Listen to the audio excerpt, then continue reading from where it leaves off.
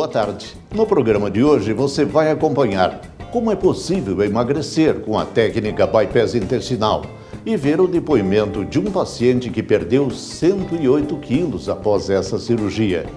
Vai entender como o excesso de peso prejudica o coração. Vai assistir uma reportagem sobre as doenças relacionadas à obesidade e vai conferir as dicas do quadro O Consultor. Obesidade em Destaque está no ar. O bypass intestinal é uma cirurgia reversível que permite perder peso sem deixar de comer à vontade. Eu conversei com o Dr. Lazarotto, que explicou como essa técnica funciona. Dr. Lazarotto, o que é o bypass intestinal? E como é que essa técnica foi desenvolvida? Eu auxiliava outras cirurgias de obesidade no passado, especificamente do intestino. E eu modifiquei esta cirurgia de uma forma inteligente, de uma maneira que a pessoa pode comer normal, sem ter nenhum tipo de deficiência de vitaminas e emagrece tomando água. Então é uma cirurgia que nós já fazemos há em torno de 30 anos. Sem a cirurgia, você só toma água, não emagrece? Os médicos proctologistas, quando vão consultar uma pessoa que tem o intestino preso, manda tomar muita água. Porque daí, tomando muita água, fluidifica mais os alimentos e propicia uma defecação mais saudável. Nesta cirurgia especificamente, não ajuda a emagrecer quem não é operado, mas ajuda a não ganhar peso. Por que o bypass intestinal é a cirurgia mais fisiológica para o paciente? Esta cirurgia é fisiológica por quê? Observem bem esse desenho aqui. Para que entenda, tem que ter o aparelho digestivo normal e o depois da cirurgia. Observe nesse desenho. Estômago, que não engorda ninguém, apenas faz o bolo alimentar. O alimento do estômago passa para o intestino delgado, que é esse mais fininho aqui, onde a pessoa engorda. E aqui é o intestino grosso, onde vai evacuar para que elimine o excesso. Agora observe nesta outra cirurgia. Apenas é feito neste lugar aqui um atalho inteligente, criando dois caminhos. Um que segue em menor quantidade pelo caminho mais longo, que é o anterior à cirurgia, e outro que segue por este atalho, chegando mais rapidamente no final do intestino e com isso perdendo peso. Mas é indispensável para perder peso a ingestão de água, porque a água que vai dar velocidade neste alimento para que ele perca mais peso. O senhor é o único que faz esse procedimento. Nós é que desenvolvemos essa cirurgia. Sim. E no início nós íamos ensinar para vários grupos, mas infelizmente por determinação do Conselho Federal de Medicina e do Conselho Regional de Medicina, os ensinamentos médicos só podem ser feitos via universidade. E até me questiono, doutor, em tal cidade o médico diz que fez estágio com o senhor de 2 ou 3 anos. Isso não é verdade. Por quê? Esta cirurgia só pode ser ensinada via universidade, por determinação do Conselho de Medicina. A cirurgia é reversível? Perfeitamente reversível. Vamos voltar nesse desenho aqui. O aparelho digestivo normal e após a cirurgia. Veja que apenas só fizemos um atalho aqui, nesse lugar, tá vendo? Nós queremos reverter, é simples. Só soltar este ponto onde une os dois intestinos e volta 100% como era antes. Mas ali mostra exatamente o pontinho onde o senhor unificou. Aquele pontinho é sempre o mesmo ou muda de pessoa para pessoa? É variável de pessoa para pessoa. Quem tem o intestino solto é diferente de quem tem o intestino preso. Quem tem diabetes é diferente de quem não tem diabetes. Quem é um comedor de doce muito compulsivo é diferente. Então, é variável de pessoa para pessoa. Além das doenças que já conhecemos, a obesidade pode causar outros problemas graves que muita gente ignora. Confira na reportagem de Fabiana Vantucci. Quase metade da população brasileira está acima do peso. Uma realidade preocupante, já que a obesidade pode causar várias doenças. Quais doenças você acha que o excesso de peso pode trazer para uma pessoa? Pressão alta, diabetes. São relacionadas com o coração, circulação, sistema nervoso também, né? O aspecto psicológico, né? Psicossomático. Problemas com o coração, problema cardiológico, né? A pessoa pode ter um problema muito grave. A obesidade ela já não é mais como antigamente falavam, que a pessoa gordinha era uma pessoa saudável. Hoje, quais são as doenças mais comuns associadas à obesidade? As mais conhecidas, diabetes mellitus, a hipertensão arterial, a sobrecarga às articulações, consequentemente maior probabilidade de uma artrose, de um processo artrítico, né? A obesidade ela pode levar também a uma sobrecarga na função hepática, um acúmulo de gordura no fígado chamado esteatose hepática. O que muita gente não sabe é que, além das doenças relacionadas ao excesso de peso que já conhecemos, a obesidade também pode estar ligada a outros problemas graves, como o mal de Alzheimer e a depressão. A relação entre obesidade e Alzheimer, no ano 2011 foram feitos uma quantidade impressionante de trabalhos científicos, né, sobre Alzheimer. Ainda bem, um desses trabalhos trouxe que uma das causas desencadeadoras na doença de Alzheimer seria uma sobrecarga, um excesso de produção do hormônio insulina. A insulina, até um determinado nível, ela é indispensável à vida, mas uma sobrecarga dela é extremamente agressiva. Então o obeso ele tem uma tendência a produzir mais insulina. Essa insulina circula por todo o organismo. Uma das regiões mais ricas, onde ela atinge, é o sistema nervoso central. Ela desencadeia o mecanismo através do qual os açúcares cerebrais, que são os principais, ou é o principal combustível dos neurônios, eles diminuem. Ao diminuir os seus depósitos, os neurônios perdem parte do seu principal combustível. Resultado, envelhece mais rápido, morre mais rápido, doença de Alzheimer. E a depressão, doutor? De que forma ela afeta o paciente obeso? O obeso ele pode ser um depressivo, né? E através da depressão desencadear a própria obesidade, é um mecanismo até de compensação do baixo nível de prazer que o obeso tem, ou ele pode sofrer pela própria obesidade um transtorno a nível das paredes do intestino, e quando essas paredes do intestino estão desfuncionalizadas, diminui-se a produção de serotonina e por esse outro mecanismo ele pode caminhar para uma depressão. O que deixa os médicos ainda mais apreensivos é a relação entre a obesidade e alguns tipos de câncer. O obeso, quando ele vai aumentando os depósitos de gordura, os adipócitos, células de gordura, elas vão aumentando de tamanho. Ficam ricas na gordura, especialmente chamadas os triglicerídeos. Quando aumentamos os depósitos de gordura no interior dessa célula, ela passa a atuar como uma verdadeira esponja, absorvendo hormônios que estão circulando próximo a ela. Conforme aumenta-se os depósitos de gordura no interior dessa célula, de qualquer célula, essa célula passa a se dividir mais rápido. E todas as vezes que qualquer célula se divide mais rápido, a probabilidade de algum câncer aumenta. O Dr. Georges fala ainda sobre a importância de realizar os exames que podem indicar o início de alguma doença associada à obesidade. A pessoa que está com sobrepeso ou obeso, ele tem que dosar quase com a frequência mais do que o habitual, colesterol, triglicerídeos, a tireoide, o hemograma, a glicemia indiscutivelmente, os marcadores de processos inflamatórios, ele tem que estar atento a todos eles. A obesidade pode trazer sérios problemas para o coração. Acompanhe a entrevista com o Dr. José Augusto Moutinho e veja como o excesso de peso pode ser prejudicial. Existem dois tipos de obesidade, tá? Quer dizer, 3 tipos. Uma obesidade, onde a obesidade normalmente chamada obesidade masculina, ou tipo maçã, onde se acumula daqui para cá, onde a gente vê aquele homem, ou às vezes até a mulher com o pescoço bem largo, tórax e a perna fininha. Então essa é uma obesidade que nós chamamos UP, ou obesidade maçã, ou obesidade androide.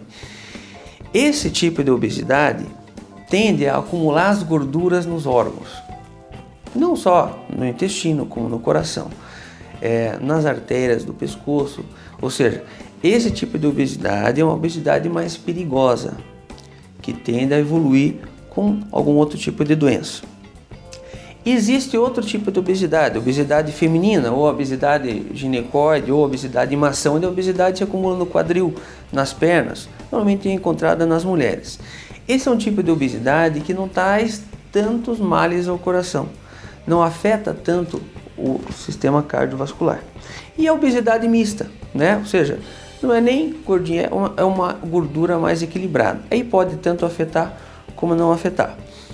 O coração de um obeso é igual ao meu e o teu, certo? Só que, se for essa obesidade que acumula gordura, aumenta a probabilidade de doença do coração. E sendo a pessoa obesa, ele pode aumentar os fatores de risco para a doença do coração, como hipertensão, diabetes, dislipidemia. Aí sim, esse paciente teria um coração diferente, ele teria um coração com uma probabilidade de ter mais doença, de ser um coração doente. O nosso coração, ele foi feito para bombar o sangue, ele bomba o sangue para todo o corpo.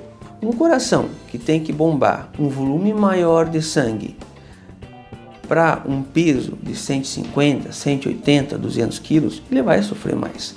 Ou seja, ele vai acabar hipertrofiando, ele tem que ter mais musculatura para bombar esse sangue. Em muitos casos, a cirurgia é necessária para esse paciente. Por quê? A cirurgia não vai ser estética para ele. A cirurgia vai melhorar a qualidade de vida dessa pessoa. Quando o obeso opera e perde bastante peso, vai beneficiar de maneira absurda, não só o coração, como todo o corpo, né?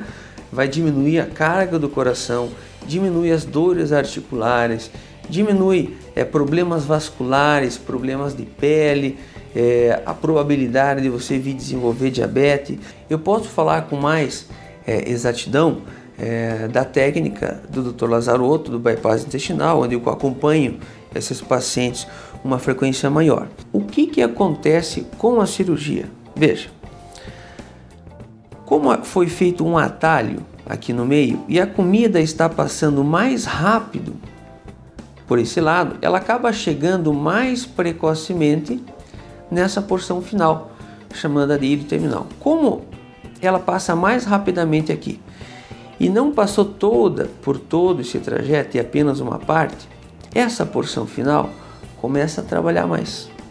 O organismo entende que ele tem que absorver os nutrientes. Como eu vou trabalhar mais, eu aumento a produção desse hormônio e eu aumento o estímulo das células beta do pâncreas a produzir insulina. E aí os índices de glicemia acabam melhorando. Anuncie ou participe do programa Obesidade em Destaque. Entre em contato com a nossa produção ou mande um e-mail para programa@obesidadeemdestaque.com.br. E agora, continue acompanhando a entrevista com o Dr. Lazarotto e saiba quais são as 3 regras responsáveis pelo sucesso do bypass intestinal. O senhor atende em que cidades? Eu atendo em Curitiba, onde nós estamos hoje, em São Paulo, onde eu vou atender amanhã, atendo em Brasília, que atenderei a semana que vem, Belo Horizonte e Manaus. Então, atendo em várias cidades. E nossa clínica, brevemente, irá atender no Rio de Janeiro e em Porto Alegre. Essa cirurgia é regida por 3 leis. Quem não seguir essas 3 leis, nem deve fazer cirurgia. Quais são? Primeiro, tem de tomar água junto com a comida. Quem não gosta de tomar água não deve operar. Segundo, tem de comer primeiro verduras e legumes, para depois comer o restante. Terceiro, tem de mastigar bem a comida. É suficiente ou precisa de mais alguma coisa? Nessa cirurgia não há necessidade de suplementação de vitaminas, porque observe bem o detalhe que vamos voltar novamente nesse desenho. Aparelho digestivo normal e após a cirurgia. Apenas é feito um atalho inteligente aqui do alimento, nesse local, criando 2 caminhos. Logo, como o alimento segue os 2 caminhos, não há nenhum tipo de deficiência de vitaminas, porque os 2 segmentos do intestino, os 2 caminhos absorvem. Essa cirurgia também tem algumas outras qualidades, não é? Ela melhora outros sintomas ou outras doenças. Verdade. A maioria dos pacientes que têm excesso de peso acabam tendo já hipertensão, pressão alta, diabetes, normalmente tipo 2, colesterol, triglicerídeos, que são causas de obstrução das veias e com isso as complicações cardíacas, problemas articulares nas juntas, dificuldade para andar, para se locomover. Com esta cirurgia e com a perda de peso, as pessoas acabam melhorando de quase todos esses sintomas. A hipertensão vai perdendo peso e a pessoa vai melhorando a sua hipertensão quando a causa é a obesidade. Com a diabetes já é diferente.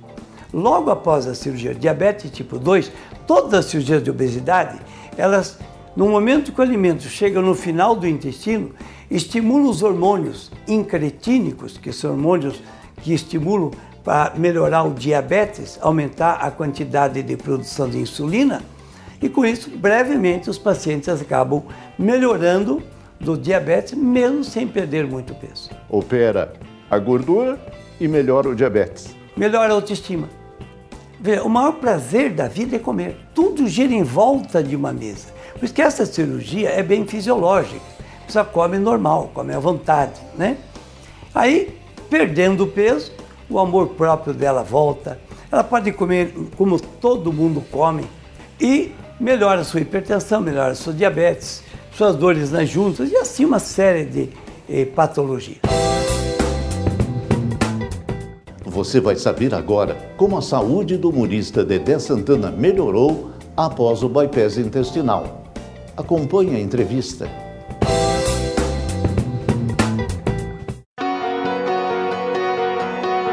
Olá, meu nome é Helder Mello, esse é o quadro Consultor e nós estamos aqui hoje para falar de um assunto especial que é alegria. E nada melhor para falar de alegria como um baluarte da alegria, um homem que trabalha com alegria, que está aqui ao nosso lado, o Dedé Santana. Tudo bem, Dedé? Tudo bem, é um prazer muito grande falar com você. Para o gordo que quer perder peso, é meio sem graça ter que fazer regime, né? O que você acha disso? Eu passei fome a minha vida inteira. Minha vida inteira passando fome, tendo que fazer regime, não come isso, não come aquilo e tal. E eu engordava até com o cheiro da comida, né? Se eu sentisse um cheiro da comida mais forte assim, já não dava para mim. E na tua experiência, Dedé, dessa questão de perder peso e manter a alegria, fazendo opção por um aspecto cirúrgico, qual foi a sua experiência nesse sentido? Foi boa? Foi regular? Como é que é isso? Quando eu fui trabalhar no Comando Maluco, eu tinha muita cena de correr, cair, rolar no chão, e eu estava sentindo já muita dificuldade, bastante dificuldade. Isso aí eu soube de uma pessoa que tinha feito uma redução, não sei o que, do estômago. Aí fui lá falar com ele. Falei, vem cá, rapaz, eu queria fazer isso que você fez, você está bem magro e tal. Ele falou, eu acho que para você não vai ser bom, Dedé. Eu falei, por quê? Porque eu fiz a redução e perdi o meu humor. Hoje eu sou um cara sério, não consigo fazer piada, não consigo, perdi o meu humor completo. Eu falei, bom, então não é por aí. Eu não posso fazer uma redução de estômago e ficar sério e perder o meu humor. Se eu sustento meus filhos, a minha família, eu sustento com o quê? Com o meu humor, com a coisa engraçada que eu faço. Aí eu desisti de fazer essa tal redução de estômago. Justamente, e esse é um fato porque os pacientes que fazem redução do estômago por uma técnica de bariátrica, 90% desses pacientes entram em depressão e perdem o humor. E nessa técnica que eu recomendo, do Dr. Lazaroto de Souza, do bypass intestinal, o paciente perde peso, mas mantém o humor. Tinha uma colega de televisão que tinha feito operação com o Dr. Lazaroto. Mas ela continuava alegre, brincando, falando com todo mundo. Eu falei, vem cá, você não ficou com... O que é? Negócio de estômago? Ela falou, não, eu tenho um médico certo, Dedé, para você fazer isso. Você quer continuar com o seu humor, comendo de tudo? Eu falei, o principal é isso, que eu quero comer de tudo. Se for para deixar de comer, eu vou ficar de mau humor. Aí não adianta, vou perder meu humor todo. Ela falou, eu tenho a solução para você. Foi quando ela me apresentou, primeiro ela mostrou pelo site e tal, aí ligou, eu falei com o doutor Lazaroto, aí o doutor Lazaroto, ele foi bem claro, ele falou, Dedé, eu não quero que você venha direto fazer comigo nada disso, você consulte outros médicos, vê se tem uma outra maneira, Aí se você achar que não tem outra maneira, você vem falar comigo, né? Aí eu perguntei para ele, doutor Lazarotto, essa pergunta é importante para me fazer essa operação. Quanto tempo depois eu vou ter que comer e o que eu vou deixar de comer? Ele falou, não, você vai comer de tudo. Mas quanto tempo depois? Ele falou, 15, 16 dias depois, você é meu convidado para ir a uma churrascaria e comer o que você quiser. Eu falei, é com essa que eu vou. Foi aí que eu me operei com ele e eu, graças a Deus, continuo com o meu humor. Mas a regrinha do doutor Lazarotto é tão simples, tão fácil, mas tem um safado sem vergonha igual a mim que às vezes não cumpre, que é beber água. Ele pede para beber água.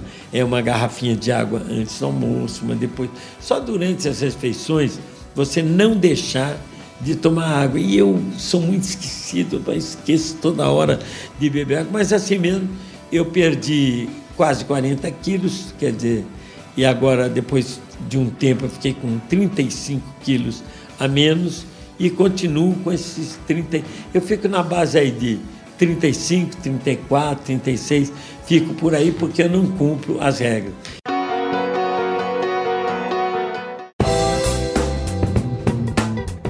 Com apenas 22 anos, Daniel Adler chegou a pesar mais de 200 quilos. Ele enfrentou o preconceito e as dificuldades decorrentes do excesso de peso. Veja como a vida dele mudou após o bypass intestinal. O Daniel fez a cirurgia há 12 anos e já chegou a pesar mais de 200 quilos. Vamos conhecer um pouco da história dele. Daniel, conta um pouquinho pra gente como que era a sua vida antes de fazer a cirurgia. Sempre fui uma pessoa muito grande e com peso. Na adolescência foi o período que eu mais engordei. Então, assim, toda a fase que você pode passar por bullying, preconceito, foi a fase que eu mais engordei. Eu chamava atenção pela altura, pela largura, né? Pela proporção como um todo. Quando eu cheguei aos 22 anos de idade, daí eu estava pesando 206 quilos. Eu parei para pensar, o que eu vou fazer da minha vida? O que dá para fazer com isso? Ou eu corro atrás de um método cirúrgico para solucionar esse meu problema, ou eu vou acabar morrendo. Quando um conhecido do meu pai, um advogado, um conhecido da família, chegou para mim e falou assim, olha, vai falar tem um médico que faz a técnica de bypass intestinal, a técnica Lazarotto e Souza. Fui para lá, ele me explicou, teve toda a didática de me mostrar como funcionava, que foi algo que eu não encontrei em outros médicos, que a consulta era muito rápida. Ele gastou lá 1 hora comigo de consulta. Tomei a decisão de fazer a cirurgia de bypass intestinal. O que fez você optar pelo bypass intestinal? Foram vários. Não ter que tomar remédio durante a vida inteira. E eu não tenho que fazer isso. Outro, poder comer à vontade, porque eu sou ansioso. Como muito, como bem. Se eu tivesse feito uma outra cirurgia que fosse restritiva, eu não ia conseguir comer. Então, nesse ponto, eu não tenho nenhuma restrição. Eu como o que eu quiser, quanto quiser, aonde eu quiser. E eu tenho a tranquilidade de falar assim, pô, eu vou comer. Vou lá e como sossegado, sem medo algum. Após a realização da cirurgia, você teve algum efeito colateral? Teve alguma desvantagem? Nenhuma. Tá? Tanto minha parte intestinal funciona muito bem, não tive nenhum problema. Déficit de nutrientes nenhum, sempre faço meus exames periódicos, só tive vantagens em si. Meu peso, vou dizer uma desvantagem, trocar o guarda-roupa, né? Sair do manequim 86 para o 44, essa foi uma desvantagem no bolso. Mas, para mim, foram todos benefícios. Para você olhar, só benefícios. Daniel, falando um pouco sobre a cirurgia, como é que funciona a anestesia, como é que foi esse pré-operatório e o pós-operatório do bypass? O pré-operatório, você passa por todos os exames que você vai fazer, você faz uma bateria de exames. O doutor Lazarotto só falta fazer exames do seu fio de cabelo, mas faz todos os exames necessários para você. Você chega, é recepcionado no hospital por uma equipe multidisciplinar que ele tem muito boa, pelo anestesista, pela fisioterapeuta, pelo psicólogo, por todos. Toda a equipe dele te trata muito bem e atende muito bem. Anestesia é acordado, você passa acordado. Eu liguei para minha mãe da mesa cirúrgica para dizer assim, ó, deu tudo certo, estou bem. Liguei dentro do centro cirúrgico. Você sai, você passa por uma dieta de 15 dias que o Dr. Lazarotto passa para você. Após o 15º dia, o 16º dia, você já pode estar comendo grelhados, já pode estar numa churrascaria. O meu 16º dia foi num churrasco um tio meu que estava fazendo aniversário, estava comendo normal. E após o 45º dia, você está liberado para comer de tudo. Meu 46º dia foi em uma pizzaria. Comi que nem doido. E posso dizer, comi sem medo nenhum e fui dos 206 para os 98 quilos que eu estou hoje em dia. Assista agora mais uma parte da entrevista com o Dr. Lazarotto e saiba qual é a diferença entre o bypass intestinal e as outras cirurgias para a redução de peso. Outras técnicas também levam o nome de bypass intestinal. Como é que esse bypass intestinal funciona em relação às outras? A diferença do bypass intestinal com as outras é muito gritante. Vamos aqui, todas as cirurgias, observe bem nesse painel aqui, nós temos todas as cirurgias. Observe aí. Esta aqui, ela corta um pedaço do estômago e isola grande parte do intestino. Esta outra aqui, ela elimina grande parte do estômago e isola grande parte do intestino. Esta outra também. Algumas, inclusive, elas cortam um pedaço, que são cirurgias em evolução, que estão hoje se fazendo, corta-se um pedaço do estômago ou se coloca um anel e usa exatamente o que eu faço, que é uma anastomose do jejum não hídrico. Aquele atalho inteligente que eu faço há mais de 30 anos, de 3, 4 anos para cá, alguns serviços de universidades estão fazendo associado a outras cirurgias. Alguém mais usa a sua técnica ou isso é uma criação, uma forma única e exclusiva do Dr. Lazarotto? O senhor ensinou isso para alguém? Veja bem, como nós realizamos a cirurgia que nós criamos, que é uma variante de outra cirurgia, quer dizer que não é minha cirurgia própria, eu desenvolvi uma variante de uma outra. Como tem um ditado, no mundo nada se cria, tudo se transforma, né? Então, na verdade, a gente modificou uma cirurgia que já existia. Muito bem. E eu gostaria muito, como é a cirurgia fisiológica, que tem muito bom resultado, eu sempre quis ensinar para todos os médicos do Brasil. Quando eu dei os primeiros passos para ensinar, o Conselho de Medicina me disse, Dr. Lazarotto, se o senhor ensinar, o senhor é responsável diretamente por qualquer ato deste médico, independente de onde ele estiver. Aí eu realmente parei, quando eu fui começar, parei, e hoje nós estamos nos ligando, porque só pode ser ensinado via universidade. Isso por determinação do Conselho de Medicina. Alguma coisa mais que o senhor queira acrescentar? Olha, eu sempre gosto de encerrar qualquer entrevista que eu faço com as seguintes considerações. Se você tem uma pessoa obesa em casa, ou um amigo, um parente, eu aconselho os seguintes passos. Primeiro, consultar o seu médico de família, aquele que você acredita, que você confia. Se ele não resolveu, ele vai te encaminhar para o médico endocrinologista ou nutrólogo, que vai te dar medicamentos, dieta, atividade física. Se mesmo assim não resolveu, procurar cirurgiões de obesidade. Quando digo cirurgiões de obesidade, é cirurgiões de obesidade. Não procure só aquele mais famoso, aquele que está na televisão, aquele catedrático da universidade. Procure vários cirurgiões e com técnicas diferentes. Mas mesmo assim, não fique só naquele médico que falou. Peça o nome de 4, 5, 6, 8 pacientes que ele operou, converse como eles estão, para depois tomar a decisão de qual médico e qual técnica você deve fazer. Porque às vezes, é o que eu falo, escolher o médico errado ou a técnica errada é um caminho de fácil ida, mas de dolorosa volta. E o Obesidade em Destaque fica por aqui. Se você tem dúvidas, deseja rever alguma reportagem ou sugerir um tema, acesse o nosso site obesidadeemdestaque.com.br ou entre em contato com a nossa produção. Conheça também a nossa página no Facebook e no Twitter. Tenha uma ótima semana e até o próximo programa.